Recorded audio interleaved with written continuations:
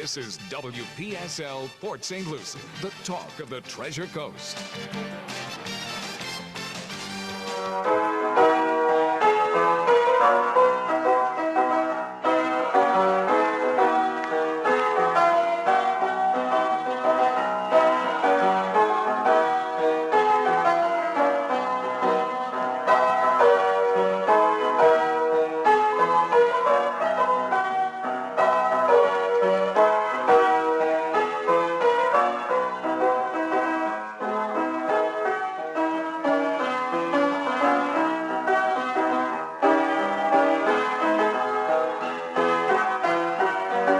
It's 10:07 at WPSL 1590, the talk of the Treasure Coast.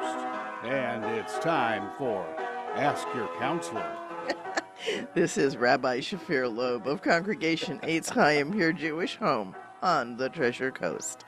And thank you for that. Yes, a shout out to Change of Mind, where I do offer therapy to those who seek it. And Well, you're sure in the right radio station. So, yeah, we'll give you an arms list of clients here. okay. Oh. So at that point, I do need to mention I'm a registered Florida mental health counselor intern, and I'm operating under the supervision of Eric Lever of Change of Mind, where I do have an office there that I can see people. And Aetna, he takes all different forms of insurance, but so far I am paneled, as they say, with Aetna and Cigna, so, and private pay, of You course. say paddled? Aetna and Cigna. No, but you said Paneled, yeah. Oh, paneled. Paneled. I was Yeah. wondering. I certified with, whatever words. Whatever they it wanna is. use. Yeah, Oh, okay. those words. Gotcha. So if you've got Cigna or Aetna, you can use insurance. And we are going to be offering DPP, PDD, I'll get it right. Yeah, great. PDD-BI assessments. What's that? That is for checking for neurodivergence, for autism and things like that. And it's a well-recognized instrument, and it takes a little bit of work to administer it. But we are going to be offering that here very shortly. So if that's something you're interested in, please give a call. I'll give you the office number there. It's 772-284-6030. 6030, and either ask for Rose or Mary Ellen, and they'll be glad to help you connect. Nice. Yeah. Nice. So I'm kind of excited about that.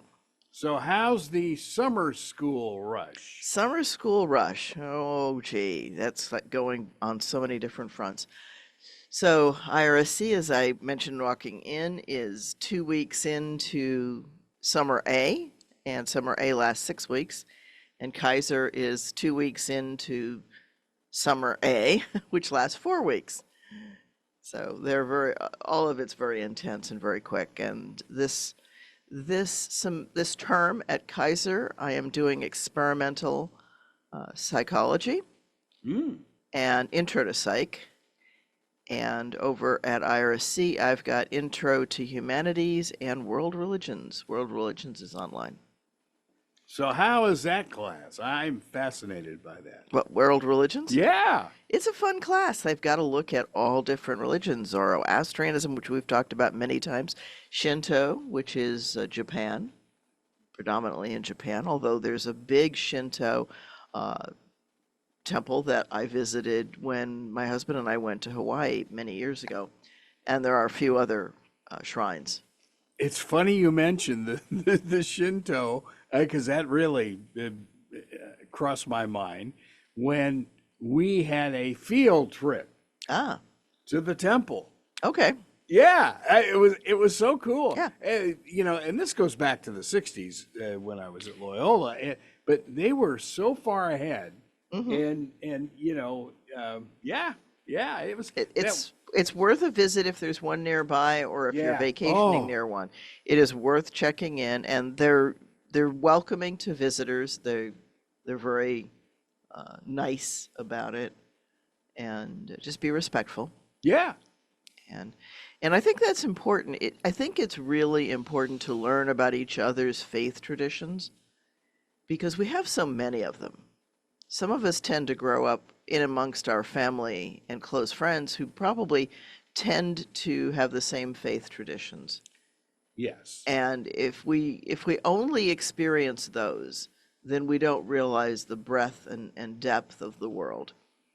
Because there's so much out there, so many different ways of approaching the divine that, yeah, it's humbling to realize how similar all of these religions are and yet how interestingly different. The nuances are different. And it's one of those things, if you look at the history of how they developed, then you get a keen sense of it. But here's a piece that I always point out to my students, which is that when you learn world history in high school, you're not learning world history. You don't really learn much about Russia. You learn almost nothing about Africa. The only thing you usually learn about even Australia is simply that they were the penal island or penal colony from England. That's really all you never learn about the Aborigines and oh my gosh, the price those people have paid for white men, for Europeans coming in. So you don't learn about that. You don't learn about India. You don't learn about China. Right? You mostly just learn about Europe, a little bit about Europe, mostly Rome, a little bit about England, and then America. And you have maybe 1 week that you cover ancient Egyptian or something, but there's not much. I just want to know how you can survive an Indian wedding.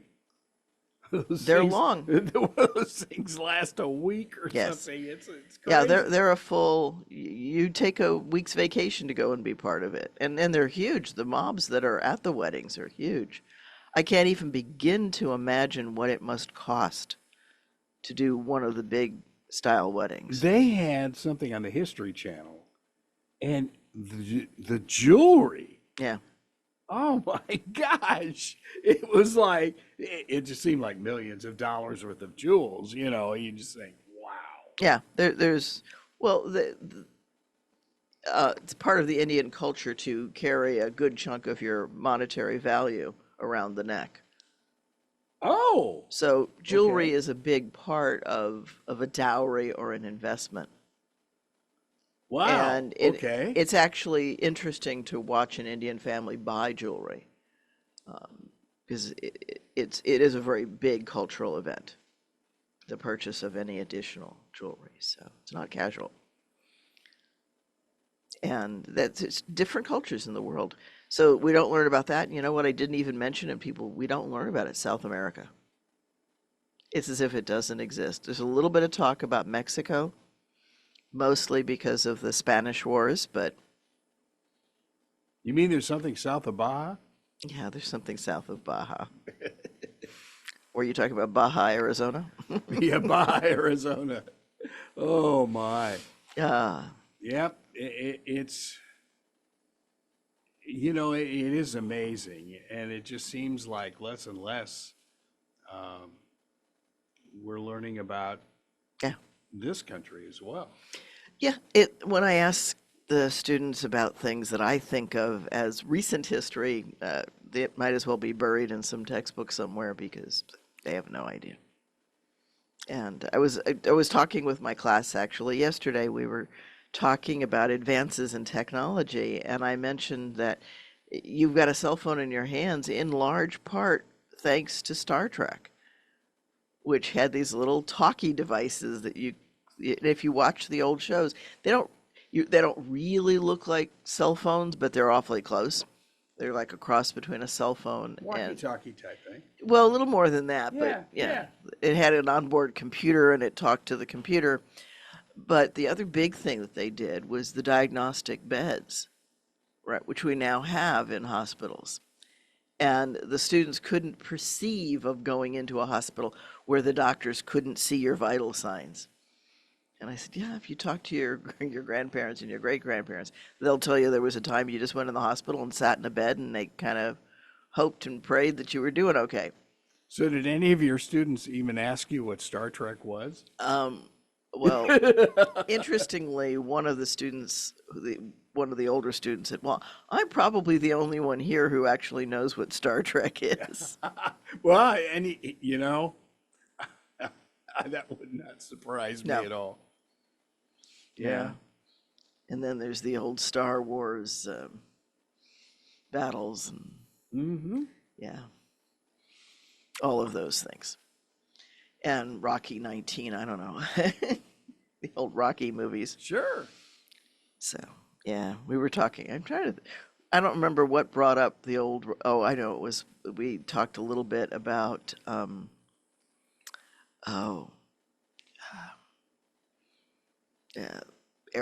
movie Airplane.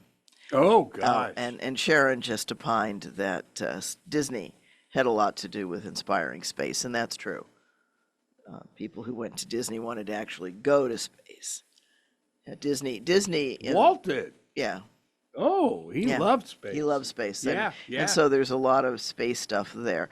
And I think that's important.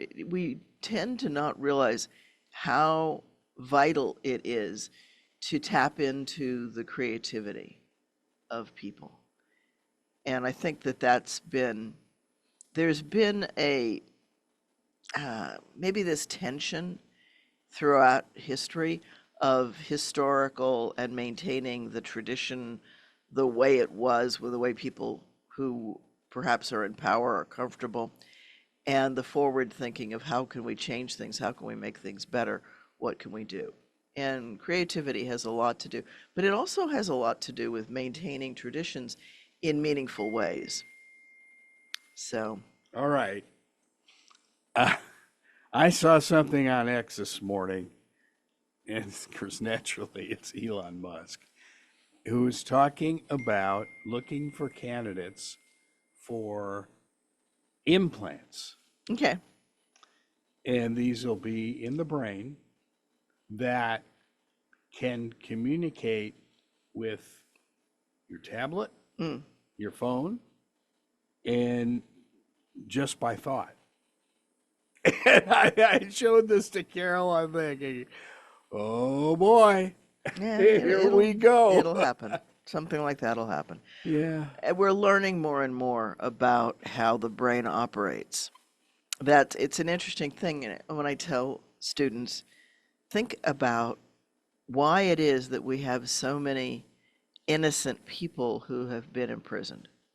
I know I've talked about prisons, about Germany and the comparison of Germany, which has one of the model prison systems. Not that it doesn't have problems, it does, but it doesn't have anywhere near. Less than ours. Yeah, they incarcerate or imprison about 9 times less than we do, or close to 1/10 less, and their crime rate is way lower than ours. So they're doing something very, very right. And I think it is the way they run their prison system and the way they just view criminals in general, which is that a criminal is somebody who's gone awry, who's gone astray, but needs anger management and calming techniques so that the anxiety and the frustration doesn't get that high. And I think that's important because anger is a big part of frustration. And if you find ways to cope instead of getting frustrated, there's going to be a lot less violence. And we haven't figured that out yet. We tend to escalate frustration as a society. That's a whole nother issue. So that's one of the things that I work with people. Things like that. Something is dinging. Yeah, that was my phone. That may be my brain. Oh. No, I don't think Elon Musk is struck. Oh. No, it's just people sending me messages. Oh God! The story of my life, because I forgot, among other things, to go and share my streaming onto the temple page. Uh-oh. Yeah, sometimes I do that, and I don't know why Facebook can't figure out that if I shared this, it can figure out so many things. Why can't it figure out that if I shared this slot to a certain page that I should do it again? That'll be better when Elon Musk buys it. Yeah. But anyway, getting back to it, so the whole idea of DNA testing, of course, was not there until we'd mapped the genome, which is recent, very recent. Mhm. And there's that lack of recognition. What do you think of like those, not longevity services, but where you trace your family? Oh, and stuff? like 23andMe, Yeah, the genealogy studies. yeah. I think they're interesting. Do I think it's going to change who you are? Probably not, but it might, you might find relatives. So it can have some profound effects that way. I know people who have found relatives through it because they'll tell you if there's somebody nearby, and they'll help you get connected if both parties want to. So they do protect the privacy, but if both parties want to meet each other, they'll help facilitate it. So that's kind of cool. And but as prolific as my father's family was, there's probably relatives all over the place here.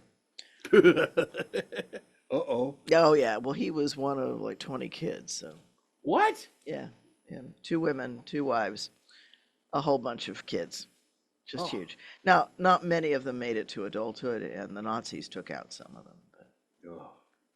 yeah, Okay. The Holocaust. yeah. Do all of your kids in class, I have no idea. are you serious? No, they don't really even understand 9/11. Right, because we're dealing with kids, right? These children in class, but 9/11 was 2001, and we're at the stage now where COVID is starting to go fade into the fabric of history. So 9/11's definitely there. They're born after it. They have no perception of what life would have been before. They have no idea what life is before COVID, half of them. They remember the shutdown, but they don't remember much else. I remember we flew out to see our new grandbaby, and this was after 9/11, and walk into the Spokane airport, and all these MPs with Yeah, automatic weapons, and you just think, whoa, yeah. this is a different world. It is a different world. And yeah, wow. So I'll share way back in antiquity when the first time I went to Israel. It astounded me the number of military walking around with weapons. And I walked out of the building and happened to glance up at the ceiling of the roof of the building, and there were MPs up there patrolling. And this is long before current hostility. Well, there were other hostilities, because there's been hostilities in Israel Since it was founded. yeah, basically since it was founded. Oh, yeah. And so there are differences in the society and in the culture. And I got really used to it. Here's a little funny story about it. When you go into a movie house in Israel, they search your purse or anything else that you're carrying for a I didn't know for a that. concealed weapon. And I'd gotten used to that when I lived there for a year, and I came back to the U.S. and we went into a movie house, and I opened my purse expecting it to be searched. What are you doing? Yeah. So there was a little bit of reverse culture shock to get back to not doing that. Why is this crazy woman Yeah. opening her purse? Yeah, and presenting it to me, Oh, no. because Wow. they search your purses going into any what I would call a high density scenario. So at movie houses, at even going into the department store. Well, you just think we're doing that now at sporting events and concerts. And you bet. Same mentality that we have to Yeah. do it, because people are looking for the sensational news. right? Those kinds of people, they're out for the seeming, well, for the attention. It's not glory, it's just attention. And they're attention starved. Yeah. So, yeah, some of the challenges in life. And it's hard to fathom a time when we didn't worry about those and didn't have those precautions, because until something happens, you don't realize you need it. And then you realize you need it. And, what can I say? It's a changing world. Mm-hmm. So here we are we're well into the summer. The rains have come this week. Boy, did they. Quite a bit of rain here. Did you get a little rain for your plants? Oh, my outside plants got quite a bit. Even my patio plants got quite a bit. Yeah, so did ours. Yes, I think that was Tuesday night. I went out to let the dogs out right before going to bed, and it was everywhere. Okay, Sharon, what do you mean by aspirin bottles? There's a comment here, aspirin bottles, but I'm not quite sure what she's answering. There's the joys of the delay between when we talk about it here in the studio and when it gets out onto Facebook. Carol uses aspirin when we get roses. Yeah. She'll put it. No, that's not what she's about. She's somebody put something in them. Oh. So now we have to have security. Oh, I gotcha. Yeah. Because it doesn't take much. It doesn't take much of a lot of substances to wreak significant havoc. No. Yeah. So. And some of them are just virtual, according to NCIS, drops. Yeah. Yeah. Good old NCIS. NCIS. Yeah. One of the worst bloopers they did that it boggles my mind that they didn't know how crazy this was. But some woman had a barcode. The story was this woman had a barcode tattooed on her body, and there's a bullet hole or something through it. And they said, well, we could only get part of it, so we could only get part of the files. And I'm like, no, that's not how passwords work. You don't get half if you only have half the password. You don't get any if you don't have it all. Yeah. You don't get in. But they used that in like 3 or 4 different episodes where, we were able to get more of it, so we got more of her data.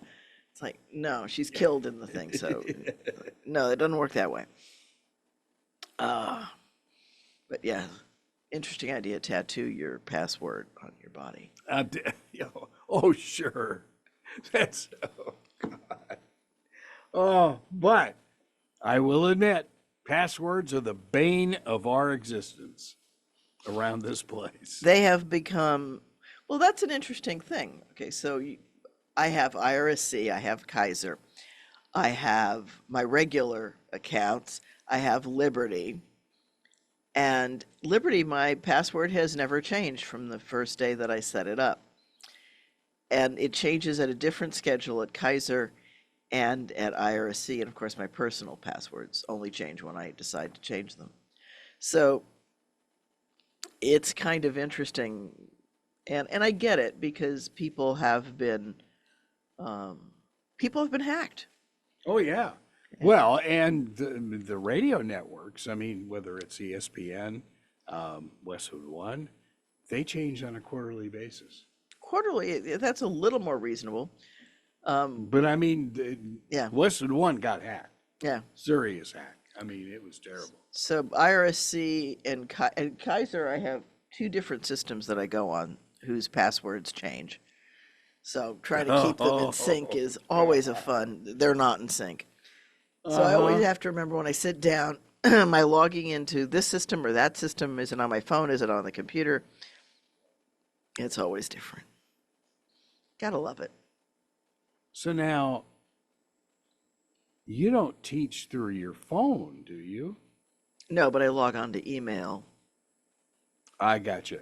Yeah, and I log into the employee systems to check things and do things. Wow. Okay, that's not all done on a tablet. No, it's not all done on a or a laptop. Laptop, or I'm one of those Luddites who also has a desktop. I still have a Oh, desktop. so do we. Sure. You're a fellow Luddite, sir. Luddite.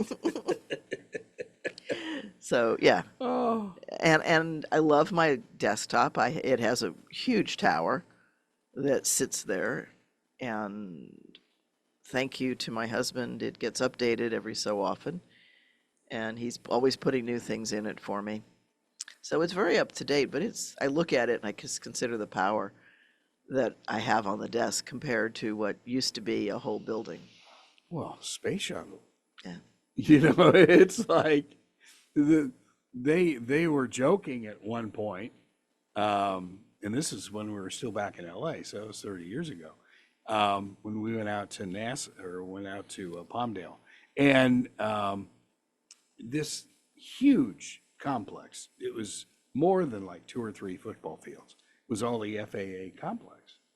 Yeah. And they said, you understand, guys, all the computers you've seen. You have computers in your newsroom, like a computer in your newsroom that's more powerful than all of these. Yeah. The FAA was very slow to advance. I noticed incredibly slow. I think partially because they had so much invested in the system that they had that the idea of totally revamping it was scary.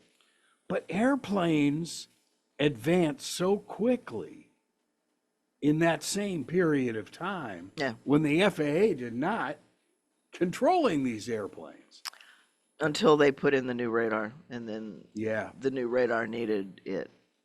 And the new systems now are better and not better at seeing things that don't have transponders.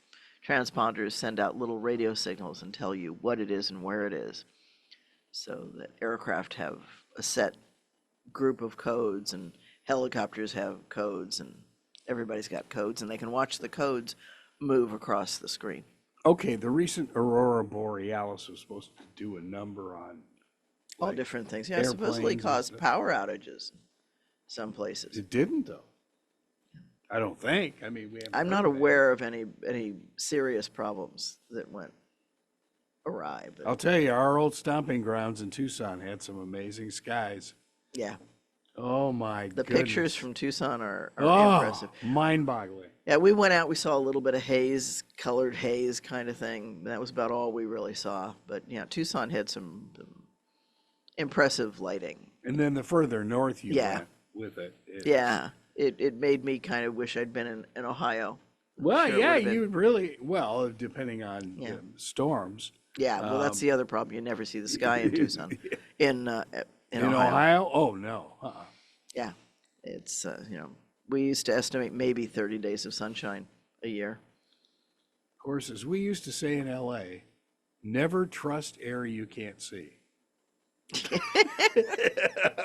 All right, so I'll share a funny story about that. One of my students, when I was teaching flying in Ohio, decided to go out to California. Made little trips, did some sightseeing, and made his way out to California and back. And as he's coming through the pass, the California controllers say to him, be aware that visibility is reduced on the other side of the Rockies. As you come through the pass, it's going to be low visibility. And the student came back and said, I fly in Ohio. And the controller said, you won't have any problem. Well, yeah. But, I've seen days that... Yeah, the smog is impressive. Smog is just awful. Yeah. I had an occasion to go out to California way, way, way back when. I lived in California in my youth, but my husband and I went out to California partially for business, partially a couple of days of pleasure. And it was interesting to watch him see the smog. Because for me, it was like, okay, this is smog. But for him, it was like, oh, wow, now I get why you and your student were laughing. Yeah. Oh, yeah. California is its own special world. And people don't understand why they have such rigorous air control fanaticism, because they need it.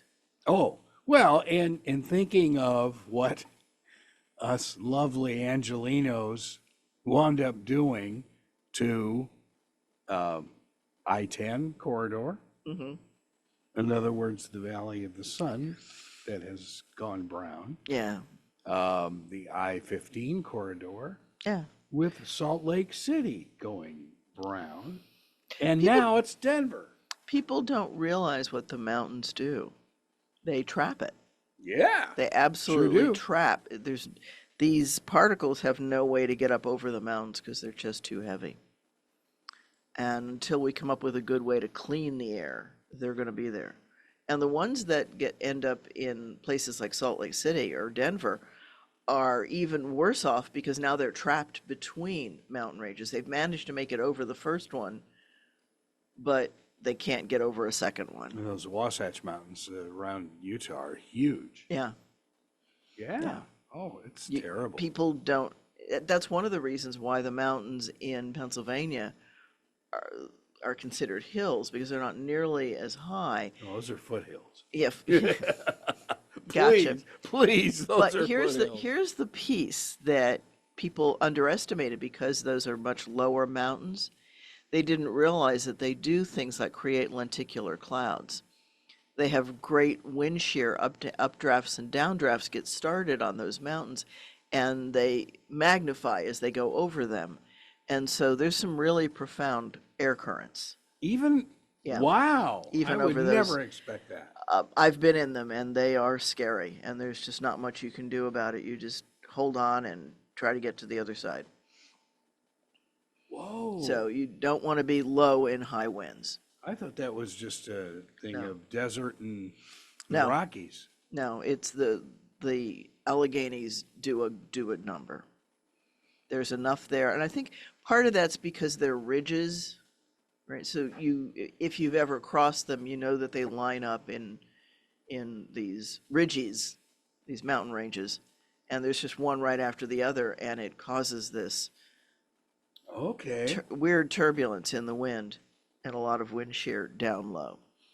Wow. So, and there's not there back in the day wasn't a lot of radar in parts of that, because radar is line of sight.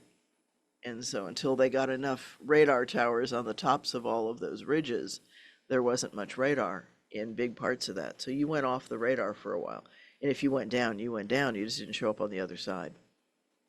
So nowadays, at least, there's much more radar coverage and there's satellite coverage. So there's a variety of different ways that we can track planes and keep track of who's doing what. It's just helpful. Helps keep people apart. There was that one Piper aircraft that we saw up at the air show that had $280,000 worth of radar Yeah. equipment in it. I'm thinking, holy Yeah. smokes. Yeah. The avionics is the biggest part of an airplane now. All of that electronic stuff.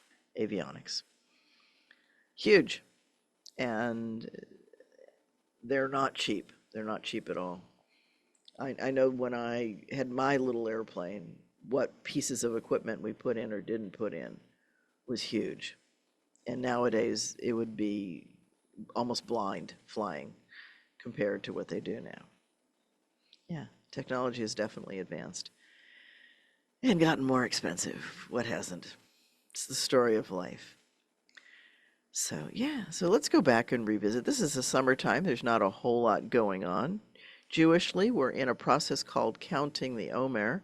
The Omer is the 50 days between Passover and Shavuot. Shavuot is where we remember the giving of the tablets. And so that'll happen. The standard Jewish joke is, well, it happens during summer school, so kids don't know about it. That's terrible. Yeah, it is. That's funny. And it doesn't have as many traditions associated with it, like Passover or even Sukkot, which have very visible rituals. Sukkot has the building of the booths outside, the sukkahs, Sukkot. And of course, the High Holy Days have all of their trappings around them. And Passover has it. And Hanukkah's kind of got a little bit. It's got the candelabra and the dreidel. So Shavuot has cheesecake. Hanukkah's kind of a commercial thing now. It's become that way. Of course, so is Christmas. Yeah, just as Christmas. And all of the other festivals that people celebrate in the winter are much more commercialized than ever before. But, that's what business does. Business tries to make money, and if they can do it helping you celebrate a festival, then, yeah, why not? So much more I'm always fascinated to see what comes out new for Passover or for Hanukkah at the stores, because they're always coming up with something a little bit new, a little bit different, and then, of course, a lot of older stuff. So it's fun to watch. Like Target always has a new design for a Hanukkah menorah. They always have one or two new ones that somebody came up with, and sometimes it's just changing the color, this year's color kind of thing. But yeah, that's what style is, right? Style is playing with stuff. So we're in this quiet time of not much going on. We're counting the days toward Shavuot, and everybody should enjoy their cheesecake and other dairy dishes. Mm-hmm. And then after that comes the hot part of summer, and then on into high holy days. The cycle of the year. It continues and continues. Yeah, got that right. There's no doubt about it. Yeah. So. Well, the folks who are taking the religion courses, are any of them planning on becoming clergy? Or? I have no idea. There's no way for me to know. It's hard to say. Or just another course? It's just another course. IRSC, it's one of the humanities courses, so people can satisfy their electives for humanities with it. I think that some students go into it thinking, well, I'm a good Christian, therefore this will be easy. And Christianity is just one of the units. It's one of 12 units, so. Well, and I would imagine, just thinking of some of the other religions, maybe not a major piece of the puzzle either. It's just a part of the puzzle. Yeah, sure. Which is somewhat humbling for them. Yes. And it's like, oh, I've got to learn about all of the, yes. That's the whole concept. That's the point of it. It's world religions. So we're going to look at the world that you've probably never heard much about and see how things are interconnected. So we'll see how that goes for the students, but it doesn't last long. It's only got a month left to go. Almost at the midpoint. By the time I come in here again, we'll be halfway through. Wow. Yeah. Sobering thought. That's awfully quick. It is quick. And on that same note, I just registered for fall semester at Liberty. Oh, no. So I'll be taking my last elective starting in August. And, oh, wow. And my internship with Liberty will end on December 13th. Not that I'm counting. I have to go through the hoops to register for that class, and then I'll be registered for everything to be done. And then it's just a matter of building in the hours and the time that Florida requires on its internship. So you will be done with Liberty in December? I will be done with Liberty in December. Wow. And it seemed like yesterday when you started. It does feel that way. It's really been quick. That's it. I did it. I will have done it in 6 semesters with very, very light last 2 semesters. If it wasn't for the intern hours, I would be finished. I would just pull that elective out of fall. I'm doing it just to spread them out, actually. I have to do these. I have to do it. It was, if I had realized the sequence, I probably could have arranged my courses a little bit smarter in the very beginning and have I missed one of the prereqs that set up the cycle. So I had to get all the prereqs out of the way, and then I could take practicum, which I finished, and now there's 2 semesters of internship. So summer and then fall, and I'll be done. But yeah, so I cost myself a semester. It's the same cost, but I cost myself 3 months. Yeah, 3 months is not long. Mm-mm. And it's probably wise to have it a little more spread out anyway. I don't. I still have no idea how you do what you do. What we don't do is we don't go out to dinner much. We don't go out to movies much. In fact, I can't. We go to some of the shows at IRSC. We've gone to a couple of shows at Treasure Coast Theater, which that's a major thing because it's the other side of Port St. Lucie. And I was chuckling when I was listening because I always listen to Cliff's Swap Shop on my way into the studio, and the person who said, "Oh yeah, over on Darwin, way out west," and I'm like, "That's not way out west in Port St. Lucie anymore. Not anymore. That's like the middle of the road Yeah. part of Wow. Port St. Lucie." But for me, going all the way over to one is like all the way over to one. Yeah. It's no small thing. And I'm sure that are many people in tradition who don't even think of going all the way over unless they want to go to the beach or something. So it's interesting. It's That's become a long way, actually. It is. There's no easy direct route. That's part of it. Right? In order for me to get there, I've got to go north to find something that'll go across, or go way south to find something that'll go across to the waterway. Crosstown helped, but when they take Becker across, it'll be much better, and that's going to be a long, long time, if it ever happens. Well, and you have to wonder, would tradition people use Martin Highway and then just go to the Stewart beaches then? They might. It's probably just as easy. Probably just as easy. Straighter. Yeah, that's a good point, because it doesn't take us that long to get down into Stewart, but to get over to Highway 1 to go up Port St. Lucie Boulevard, first of all, the traffic is impressive. For a small town, we've got a lot of traffic. So we shouldn't move the station back to US 1? Oh. If you do, you do, we'll make it work. I'll have to add some extra time. It's only 20 minutes from my house to here, because it's right shot up 95. I know. Us too. Yeah, we're spoiled. Yeah. It's easy to get here. But that's just part of Port St. Lucie is going to go, and I used to think that tradition was the end of, and it's not anymore. Port St. Lucie now goes well beyond.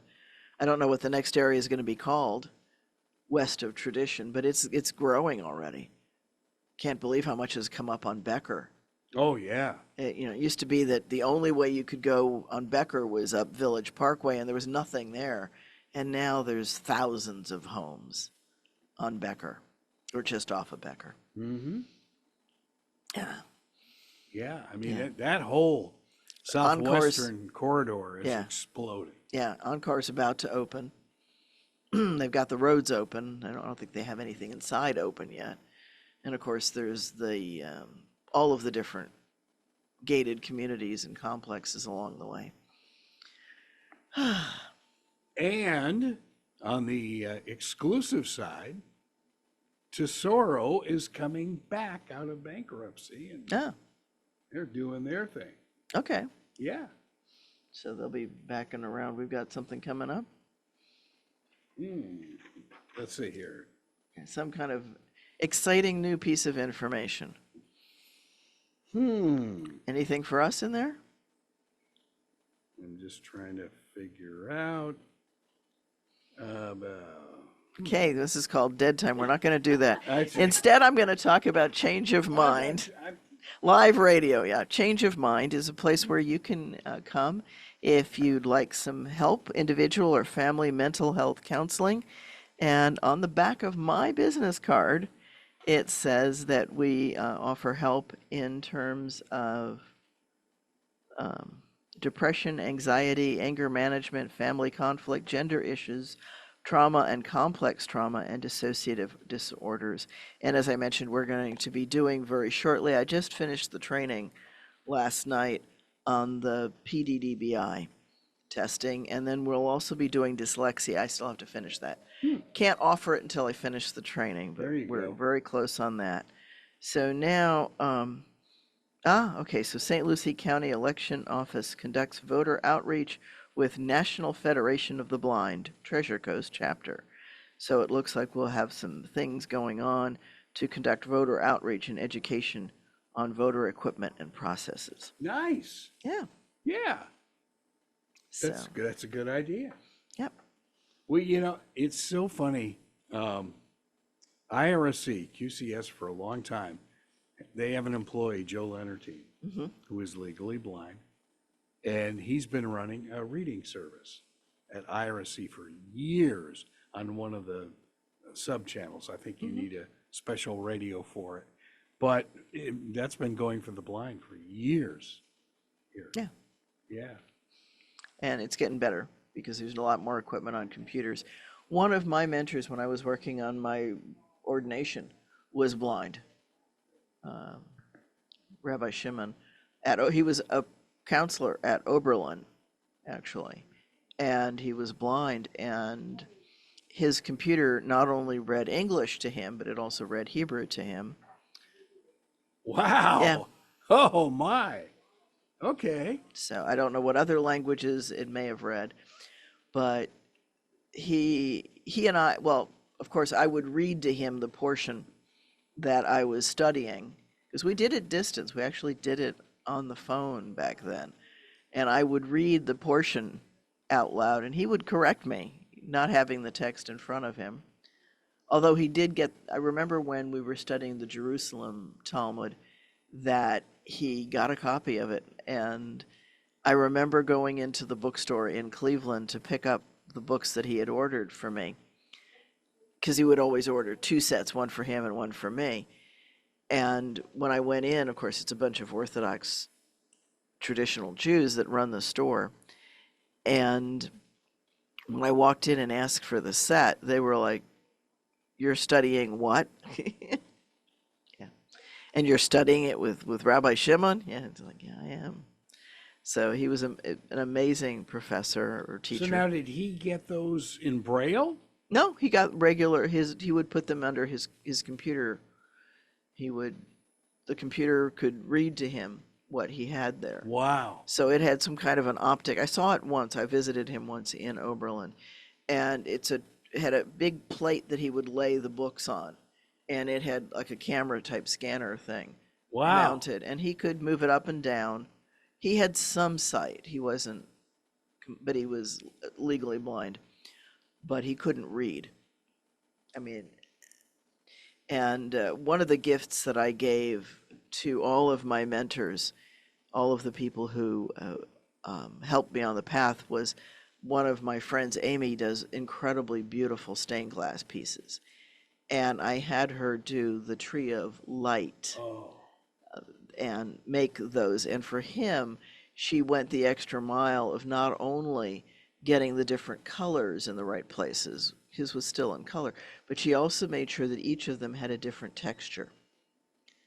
And she did an amazing job of matching the texture to the kind of, so that blue was kind of wavy and red was sharper and things like that. So she really went out of her way to match, so that the colors, and how we picked the colors was the same way that Zalman did on the Talit. So we matched those into the tree. So it was a beautiful piece, and I can remember him handling it and feeling it. Nice. Wow. So, yeah. Huh. Some of the things that you do. Yeah. Well, our first, when, Carol and I moved here 30 years ago, we had an old board, which is audio board, which we still have back in engineering. And it was Joe Leonardine who wrote in Braille what all of these commercial pots would do. And everything was marked. He never made a mistake. Yeah. He knew exactly where things were. He knew where everything was. Yeah. It was so cool. Yeah. So it's, we tend to think of people as being, I guess the key is, right, disabled, no, otherwise abled. Right. So, and we've changed that language around, and we call people neurodivergent and neurotypical. I think that's much better. It's much better. It's a much better description, because and even how we diagnose them is interesting because that's one of the things that testing that I'm talking about, the PDDBI, it looks at, are you above or below on the scale? And there's a band where the people with ASD are, whether they're highly functional or low functioning. And as my friend Tamara is saying here, otherwise able neurodivergent is really better. And that's correct. Otherwise abled. Because they Wow. have skills, they have tremendous gifts to give the world. They just have certain challenges, as do we all. You know, I cannot begin to reach any of the top counters in the supermarket. And I jokingly say that I'm vertically challenged because I am. And it was an interesting piece when I was first married because I'm married to 6'3". And we used to accuse each other of hiding things. Oh, no, he put them up. Because he would put them up high where I never saw them. It's one of the things people don't realize. You put stuff away at eye level. Sure. Right, because your hand comes straight out at eye level. You're looking at it. That's where you're going to put it away. And for the two of us, that was two different shelves. And so I could see all the way back to the shelf that was at my level. And he, of course, could see all the way back to his shelf. But they were different shelves. About 2 or 3 higher than yours. Well, not that many, but yeah. Yeah. But definitely at least one higher. Wow. And so we had to realize that we weren't intentionally hiding things. And yes, we do help each other. Just a minute to go. This has Yep. flown by. It has flown by. Thank you so much. So we're coming up here on the end. There's the music playing. That's my clue to say check us out, www.eitzchayim.org. And this is Rabbi Shafir Lobb, and this has been Ask a Rabbi. And if folks want some counseling along the way, They can call Change of Mind at 772-284-6030 or go to www.mychangeofmind.com. And when are the services tonight?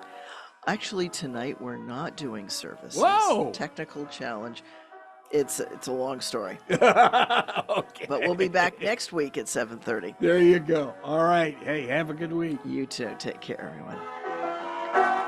You've been listening to Ask a Rabbi right here on WPSL, Fort St. Lucie.